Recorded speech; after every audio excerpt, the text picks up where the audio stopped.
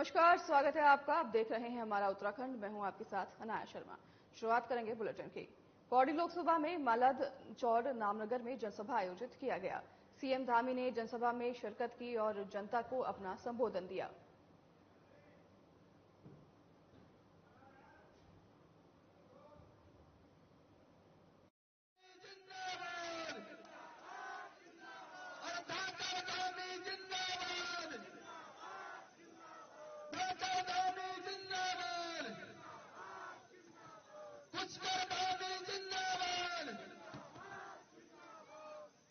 भारत माता की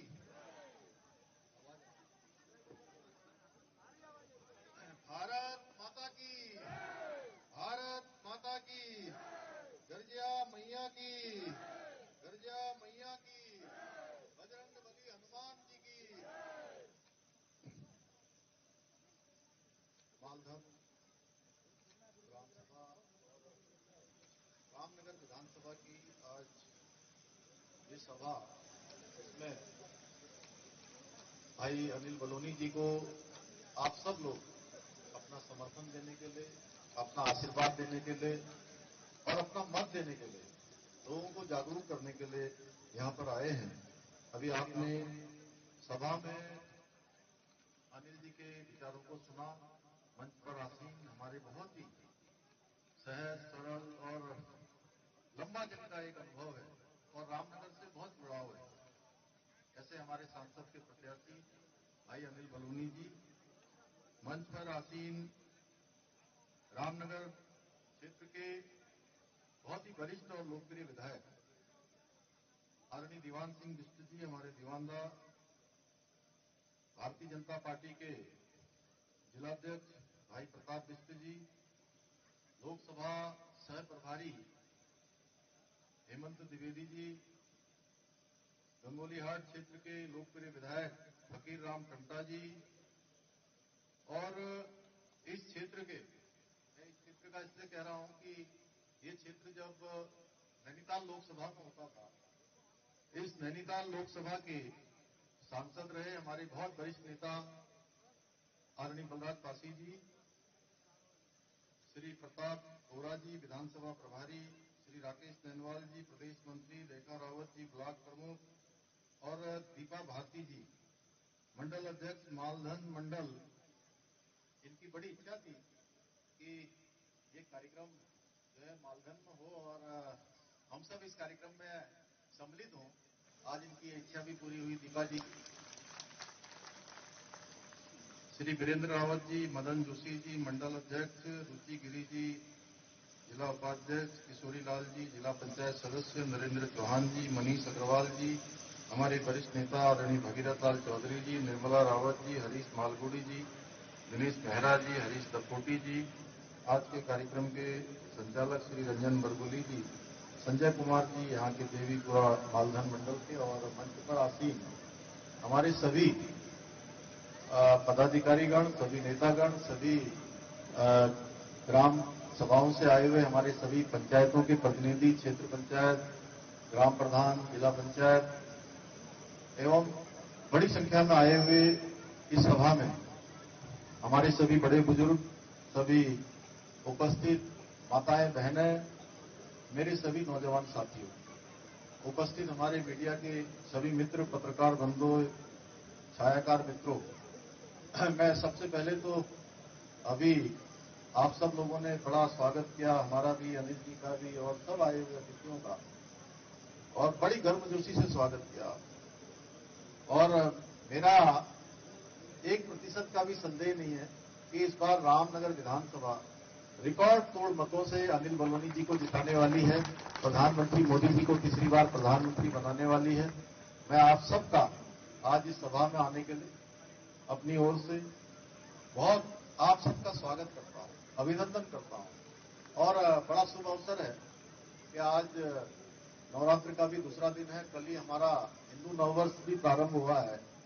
मैं आप सबको हिंदू नववर्ष की भी, नवरात्रि की भी बहुत बधाई देता हूं। और एक बात अनिल जी, आप देख रहे होंगे, वैसे तो यहाँ संख्या इधर भी है, उधर भी है और बड़ी संख्या है, लेकिन जो हमारी ये शक्ति की जो पूजा होती है 9 दिनों तक जो हम शक्ति का संचय करते हैं, तो हमारी मातृशक्ति जो है हर जगह बहुत बड़ी संख्या में दिखाई देती है। मैं अपनी मातृशक्ति को प्रणाम करता हूं और ये मातृशक्ति ने इस बार ठाना है कि इस बार मोदी जी को प्रधानमंत्री बनाना है तीसरी बार। और आपको मैं कह सकता हूं कि मैं आपकी संख्या देख के, आपका जोश जुनून देख के, कि अनिल भाई का जो कमल के फूल वाला बटन है वो आप लोग इतना दबा दोगे कि वो शाम को जो है बटन अंदर चला जाएगा और बटन जो है 4 तारीख को ही बाहर निकलेगा। पहले नंबर पर है कमल का फूल वाला बटन। तो भाइयों बहनों, हम सब लोग अनिल जी को बहुत भली भांति जानते हैं और रामनगर से आपका बड़ा लगाव है। आपने वन पर्यावरण के क्षेत्र में और यहाँ के कॉर्बेट के विस्तार के लिए, इसकी प्रसिद्धि देश दुनिया में हो, उसके लिए लगातार काम किया है। आप बाल्यकाल से रामनगर से बहुत आपका संबंध रहा है, जुड़े रहे हैं। हम सब लोग साथ में काम करते थे, युवा मोर्चा में काम करते थे। उसके बाद मैं शहरी विकास में काम करता था। निशंक जी हमारे मुख्यमंत्री होते थे, तो ये वन पर्यावरण के होते थे। तो मैं इनको कभी फोन करता था उस समय, तो ये हल्द्वानी से जब इधर आते थे तो मैं पूछता था कहाँ हो, तो कहते थे मैं रामनगर आया हूँ। तो रामनगर मेरे ख्याल से इन्होंने इस पूरे क्षेत्र में अगर सबसे ज्यादा कहीं प्रवास किया होगा तो रामनगर किया होगा।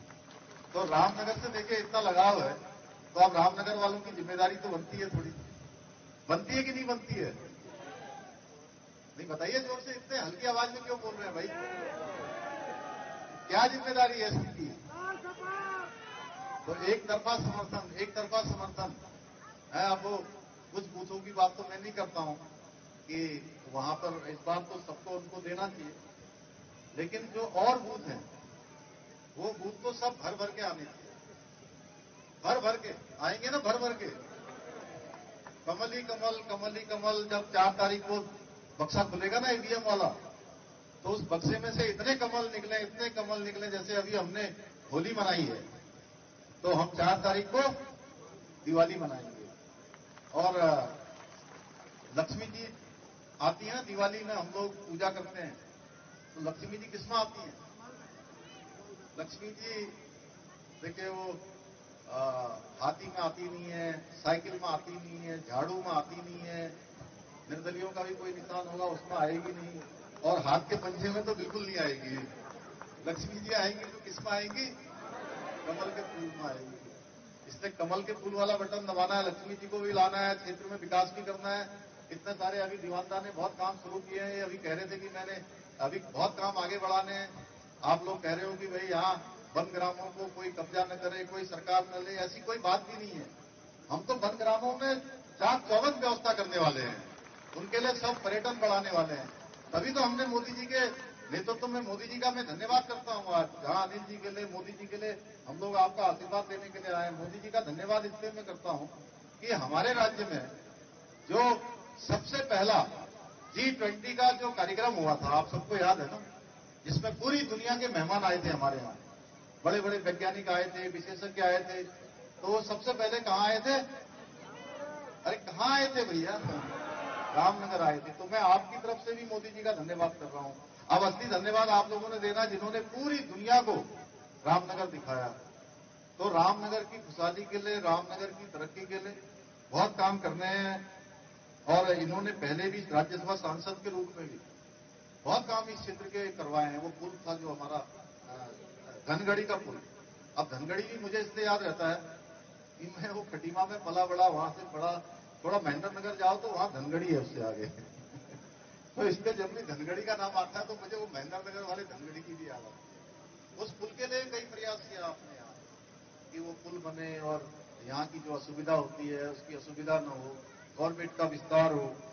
और एक लंबा अनुभव है आपके पास, उस अनुभव का लाभ हमारे रामनगर को मिलेगा, पूरे हमारे इस लोकसभा क्षेत्र को और पूरे राज्य को मिलेगा। हमारे वकील बनकर आप वहां केंद्र सरकार में हमारी पैरवी करेंगे। हमको जो राज्य के लिए योजनाएं चाहिए होंगी उन योजनाओं के लिए जाएंगे, हमारा समन्वय करेंगे, जो काम हम आगे बढ़ाएंगे उन कामों को तेजी से स्वीकृति मांगेंगे। इसलिए मैं आप सभी से उनके लिए सहयोग और आपका आशीर्वाद मांगने के लिए आया हूं। मुझे पूरा भरोसा है कि आप भारी मतों से उनको जिताकर भेजेंगे यहां से और एक रिकॉर्ड बनाएंगे। और जिताने वाली बात तो अब है ही नहीं। मैं सच बताऊं तो बहुत सारी जगह पर आज मैं और जगह भी गया और रामनगर में एक दिन और पहले भी आया था, तो लोग अब हमारे कार्यकर्ताओं से भी कह रहे हैं, अरे भाई तुम क्यों आ रहे हो, हम तो वोट तुम ही को देने वाले हैं। लेकिन मैं आप अपने कार्यकर्ताओं से, भाइयों से, बहनों से सबसे निवेदन करना चाहता हूं, हमारा ये काम है, हमारा एक कर्तव्य है, क्योंकि हमको जो है उनसे निवेदन करना है, उनसे अनुरोध करना है, उनका मत मांगना है, उनका समर्थन मांगना है, आशीर्वाद मांगना है। इसलिए वो कितना भी कहें, हमको बार बार अपना निवेदन लोगों तक करना है भाइयों बहनों, क्योंकि हमने इस बार बड़ा लक्ष्य लिया है। पिछली बार के मुकाबले इस लोकसभा क्षेत्र में हम 3 लाख से अधिक वोटों से जीते थे। इस बार हमने लक्ष्य लिया है, ये लोकसभा हमने 5 लाख वोटों से जीती। इसलिए देखिए, हर बार के चुनाव में मोदी जी के जो वोट हैं वो बढ़ते चले गए। 2014 में जितने वोट मिले थे 2019 में उससे ज्यादा हो गए। क्यों? क्योंकि मोदी जी ने 5 साल काम किया बिना रुके, बिना थके। उसके बाद 2024 आ गया, तो 2024 में 5 साल पहले के और 5 साल ये बात के, यानी दोनों साल मिला के 10 साल हो गए। 10 साल तक मोदी जी ने गरीबों के लिए काम किया है, किसानों के लिए काम किया है, हमारी महिलाओं के लिए, माताओं बहनों के लिए काम किया है, हमारे युवाओं के लिए काम किया है, समाज के अंतिम छोर में रहने वाले लोगों के लिए काम किया है, गरीब लोगों के लिए अनेक योजनाएं चलाई हैं। अभी अनिल जी बता रहे थे, गरीब कल्याण अन्न योजना जो अगले 5 सालों के लिए विस्तारित कर दी गई है, यानी कि 5 साल तक अभी जो है निःशुल्क रूप से राशन जो है माननीय मोदी जी की सरकार देने वाली है। तो भाइयों, हर व्यक्ति की उन्होंने चिंता की है। कोरोना के समय में जिस प्रकार से उन्होंने चिंता की रही है, वो चिंता कोई सामान्य एक प्रधानमंत्री के रूप में नहीं, एक माता पिता के रूप में उन्होंने देशवासियों की चिंता करी है कि जहां सबको निःशुल्क वैक्सीन लगाई। आप सबको याद होगा, एक जमाना था जब पोलियो आया था देश के अंदर। हम लोग पढ़ते हैं, हम छोटे, हम तो पैदा भी नहीं हुए होंगे उस समय। पोलियो की वैक्सीन बनाने के लिए 1.5 दशक से भी ज्यादा का समय लग गया। आप सोचिए, अगर मोदी जी तेजी से काम न करते, मोदी जी वैज्ञानिकों से परामर्श न करते, रात दिन अगर आपकी चिंता न करते, हर एक व्यक्ति की जान को उन्होंने अमूल्य समझा और वैज्ञानिकों को कहा कि 1 साल के अंदर वैक्सीन बननी चाहिए। वैज्ञानिक भी और तेजी से काम करने लगे। जो वैक्सीन 1 साल में, 2 साल में, 5 साल में बननी चाहिए, वो वैक्सीन 6 महीने में बनकर तैयार हो गई। उसका परिणाम हुआ कि हम सब लोगों को वैक्सीन लगाई गई और वैक्सीन भी निःशुल्क लगाई गई। पूरी दुनिया के अंदर आज कोरोना आने के बाद दुनिया की अर्थव्यवस्था चरमरा गई, बड़े बड़े देश चरमरा गए।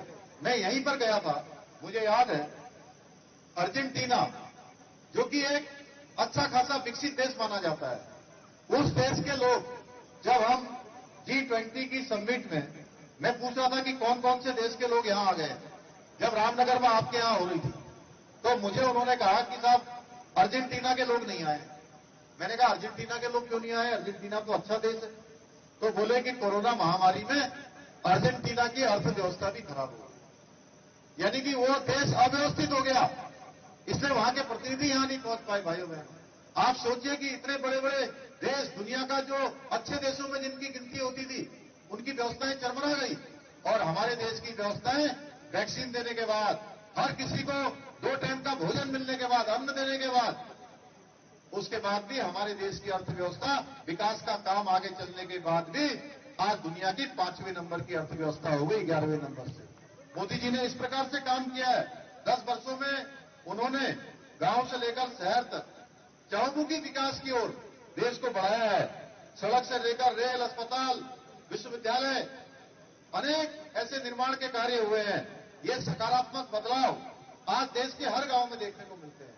हर देश के कोने कोने में अगर आप कहीं चले जाइए, वहां सड़कें दिखती हैं, वहां स्कूल दिखते हैं, अस्पताल दिखते हैं, पानी की व्यवस्थाएं दिखती हैं, प्रधानमंत्री आवास दिखते हैं, घर घर में शौचालय बन गए हैं, घर घर में उज्ज्वला योजना पहुंच गई है, प्रधानमंत्री आवास पहुंच गए हैं। भाइयों बहनों, किसान सम्मान निधि हर घर में पहुंच रही है। देश के किसानों की आय दुगना करने के लिए प्रधानमंत्री जी रात दिन एक कर रहे हैं। इतनी कल्याण की योजनाएं चलाई है, जनधन योजना है, उज्ज्वला योजना है, किसान सम्मान निधि है, आयुष्मान भारत योजना है, गरीब कल्याण अन्न योजना है। इस योजनाओं के साथ साथ देश में कुछ महत्वपूर्ण निर्णय भी मोदी जी ने लिए हैं जो भारत की आजादी के बाद किसी प्रधानमंत्री ने नहीं लिए। भाइयों बहनों, वो निर्णय भी प्रधानमंत्री जी ने ऐतिहासिक रूप से बड़ी हिम्मत के साथ लिए हैं। चाहे वो कश्मीर के अंदर धारा 370 हटानी हो, चाहे सीएए का कानून लाना हो, या हमारे आराध्य देव भगवान श्री राम का भव्य और दिव्य मंदिर अयोध्या में बनाना हो। भाइयों बहनों, ये सारे काम मोदी जी के नेतृत्व में संपन्न हुए हैं। या देश के सीमाओं पर रक्षा करने वाले हमारे जवानों का हौसला बढ़ाना हो, या दुश्मन को जवाब देने के लिए सर्जिकल स्ट्राइक करनी हो, डोकलाम हो या किसी भी सीमा पर किसी भी दुश्मन ने हमारी ओर आंख उठा के देखने की हिम्मत की है, तो उसको मुंहतोड़ जवाब देने का काम भारत की सेना ने किया है। क्योंकि आज हमारा नेतृत्व मजबूत है। मोदी जी के नेतृत्व में आज ऐसा मजबूत नेतृत्व है जो सेना का मनोबल बढ़ाता है। एक समय था भाइयों बहनों, सेना को आदेश देना पड़ता था गोली चलाने के लिए, और अब भारत की सेना गोली का आदेश देने के लिए कोई भी आदेश नहीं लेती है, बल्कि गोली का जवाब गोलों से देने का काम करती है। ये नया भारत है भाइयों बहनों, जो मोदी जी के नेतृत्व में आगे बढ़ रहा है। देश दुनिया के अंदर आज भारत का डंका बज रहा है। आज भारत की पहचान बढ़ रही है। आज दुनिया, कोई भी दुनिया की बड़ी घटना होती है तो भारत के रूप का इंतजार करती है कि भारत क्या कहने वाला है। एक समय याद करिए, 2014 से पहले का समय, जब तक मोदी जी देश के प्रधानमंत्री नहीं थे, तब क्या होता था? हमारी पहचान बन गई थी कि हम डप्पू देश के रूप में हमारी पहचान बन गई, पिछलक्कू देश के रूप में हमारी पहचान बन गई, और दुनिया के मंचों पर हम अपनी हितों की बात भी न कर सकने वाले देश के रूप में हमारी पहचान बन गई थी। आज हमारी पहचान बदल गई है भाइयों। रूस यूक्रेन युद्ध का आप सब लोगों ने अपने सामने देखा, किस प्रकार से रूस के राष्ट्रपति हो या यूक्रेन के राष्ट्रपति हो, उन्होंने युद्ध विराम किया। किस प्रकार से भारत के हमारे बच्चे जो वहां पर मेडिकल कर रहे थे, इंजीनियरिंग कर रहे थे, अन्य संस्थानों में पढ़ाई कर रहे थे, आपके यहाँ के भी होंगे, रामनगर के भी होंगे, हल्द्वानी के भी होंगे, काशीपुर के भी होंगे, बहुत सारे बच्चे वहां थे। उन बच्चों को सुरक्षित युद्ध विराम करके उस यूक्रेन की सीमा से सुरक्षित बाहर निकाला गया। भारत का तिरंगा लेकर जहां सारे बच्चे आ रहे थे, वहां ऐसे देशों के बच्चे भी सुरक्षित बाहर निकल कर आए जो हमको रात दिन कोसने का काम करते हैं। रोटी रोटी को मोहताज है, लेकिन हमको कोसने से पीछे नहीं हटते भाइयों बहनों। उस देश के बच्चों को भी यूक्रेन से सुरक्षित बाहर आने के लिए भारत का तिरंगा अपने कंधे पर लेना पड़ा। यह है नया भारत, जो मजबूती से आज दुनिया का नेतृत्व करने वाला भारत बन रहा है। हमने उत्तराखंड में भी बहुत सारे काम आगे बढ़ाए हैं, बहुत सारे ऐतिहासिक फैसले लिए हैं, बहुत सारे चुनौतीपूर्ण अवसरों पर हम आगे बढ़े हैं। आपके दम पर, आपके आशीर्वाद से हमने यहाँ राज्य के अंदर समान नागरिक संहिता का विधेयक पारित कर दिया। माननीय राष्ट्रपति महोदय ने हमको उसमें अपनी मंजूरी दे दी। हमारे बच्चों के भविष्य के लिए हमने नकल का कानून बना दिया, और अब नकल पूरी तरह से बंद हो गई भाइयों बहनों। हमारे ईमानदार बच्चे, मेहनती बच्चे, गरीब माता पिता के बेटे और बेटियों को अब नौकरियों में आने का अवसर प्रदान हो रहा है, क्योंकि अब नकल नहीं हो रही है। जो बच्चे मेहनत कर रहे हैं, पढ़ाई कर रहे हैं, गरीब माता पिता जिनके लिए अपना सब कुछ लगाते हैं, उनके सपने और उनकी आशाएं पूरी हो रही हैं। इसी प्रकार से धर्मांतरण रोकने के लिए, अभी अनिल जी ने बताया, धर्मांतरण रोकने के लिए हमने कठोर कानून बनाया है, क्योंकि हम चाहते हैं इस प्रदेश के अंदर जो हमारे बारे में एक सोच है, एक अवधारणा है पूरी दुनिया की कि हम देवभूमि उत्तराखंड के लोग हैं, तो देवभूमि का स्वरूप नहीं बदलना चाहिए भाइयों बहनों। यहाँ अतिक्रमण नहीं होना चाहिए, यहाँ दंगा नहीं होना चाहिए, यहाँ धर्मांतरण नहीं होना चाहिए, ये नहीं कि जमीनों पर कब्जा नहीं होना चाहिए। जगह जगह कहीं इधर लगा दिया, कहीं कोई प्रतीक बना दिया, कहीं कुछ कर दिया, कहीं कुछ कर दिया, और 4000 एकड़ से भी ज्यादा जमीन हमने अभी तक अतिक्रमण से मुक्त करवा दी है। मैं कहना चाहता हूं, ये अनिल जी का चुनाव पूरा हो जाएगा, कोड ऑफ कंडक्ट पूरा लग जाएगा, भारत में दोबारा प्रधानमंत्री मोदी जी की सरकार बन जाएगी, ये अभियान जो हमारा अतिक्रमण हटाने का है फिर से आगे बढ़ेगा भाइयों बहनों। क्योंकि देवभूमि है, इसका मूल स्वरूप बना रहना चाहिए, ये किसी कीमत पर खराब नहीं होना चाहिए। महिलाएं हमारी प्राथमिकता में रही हैं, उनके लिए 30% का आरक्षण हमने विधानसभा में विधेयक लाकर सुनिश्चित कर दिया है। आंदोलनकारियों के लिए हमने आरक्षण सुनिश्चित कर दिया है। खिलाड़ियों के लिए भी 4% का खेल कोटा हमने जो बंद हो गया था, वो खेल कोटा फिर से लागू कर दिया है। वृद्धावस्था पेंशन हमने चालू कर दी, 1200 से बढ़ाकर 1500 कर दी। पहले परिवार में एक दंपत्ति को मिलती थी अगर 2 बुजुर्ग होते थे, हमने दोनों दंपतियों को पेंशन देने की व्यवस्था कर दी है। भाइयों बहनों, अब आपस में उनमें कभी झगड़ा नहीं होगा। आपस में जो झगड़ा करते थे कि पेंशन एक को आ रही है, एक को नहीं आ रही है, ये सारे प्रावधान हमने किए हैं।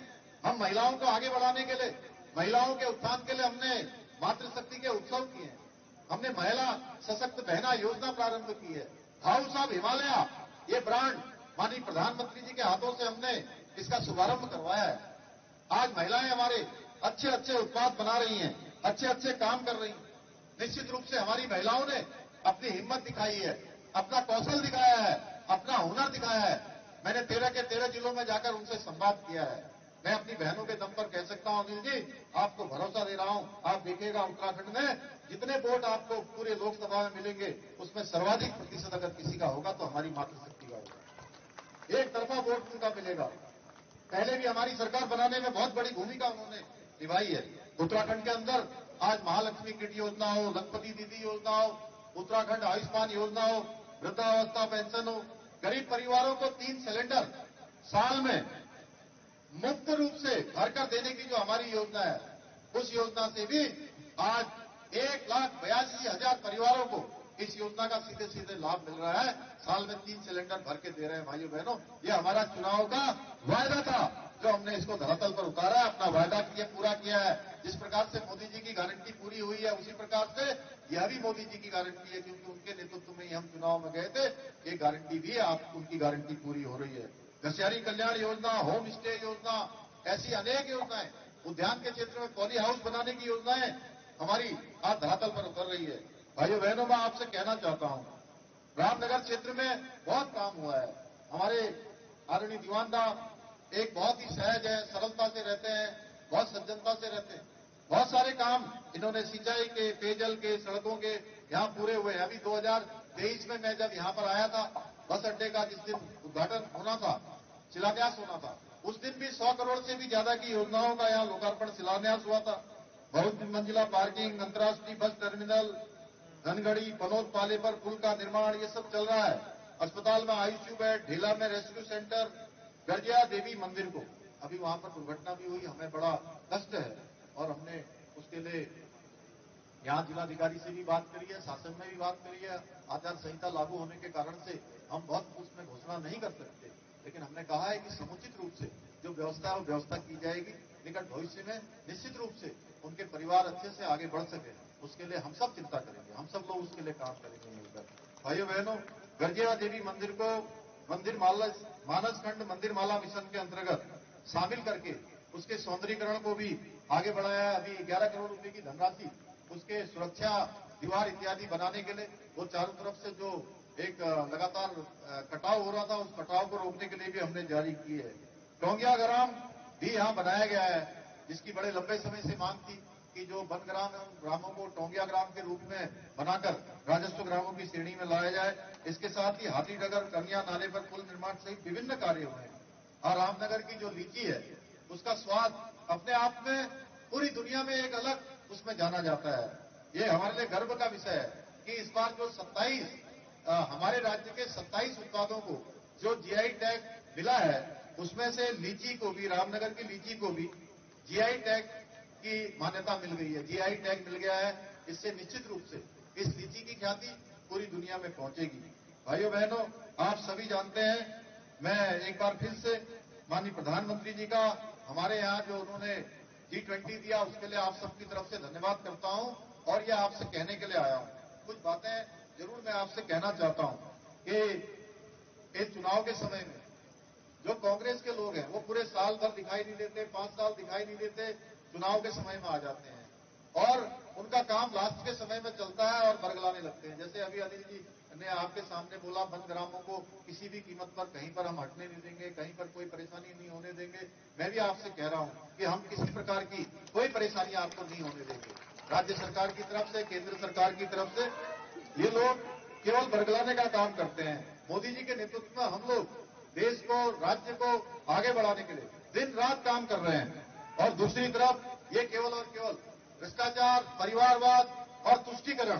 3 दिन पहले अभी घोषणा पत्र पार्टी का जारी हुआ। एक तरफ हम देश में समान नागरिक संहिता की बात कर रहे हैं, उत्तराखंड देवभूमि को ये गौरव प्राप्त हो गया कि सबके लिए एक समान कानून लागू होगा, सबके लिए समान अधिकार होंगे। और भाइयों बहनों, ये अपने घोषणा पत्र में बात करते हैं कि मुस्लिम पर्सनल लॉ जो बात कहता है उस बात को जो है कहते हैं कि हम लागू करेंगे, मुस्लिम पर्सनल लॉ के विचार को हम आगे बढ़ाएंगे। अब है देखिए, कहीं एक तरफ समान नागरिक संहिता, एक तरफ तुष्टीकरण की बात, देश की आजादी के इतने लंबे कालखंड तक देश पर शासन करने वाली कांग्रेस पार्टी, ऐसा लगता ही नहीं कि उसका घोषणा पत्र है, ऐसा लगता है कि ये घोषणा पत्र मुस्लिम लीग का घोषणा पत्र है। अच्छा हुआ महेंद्र भाई आपके बगल में शर्मा जी बैठे हैं, सही समय पे आ गए, सही समय पर आपका स्वागत है। तो ऐसे 2014 से पहले देखिए कोई दिन ऐसा नहीं होता था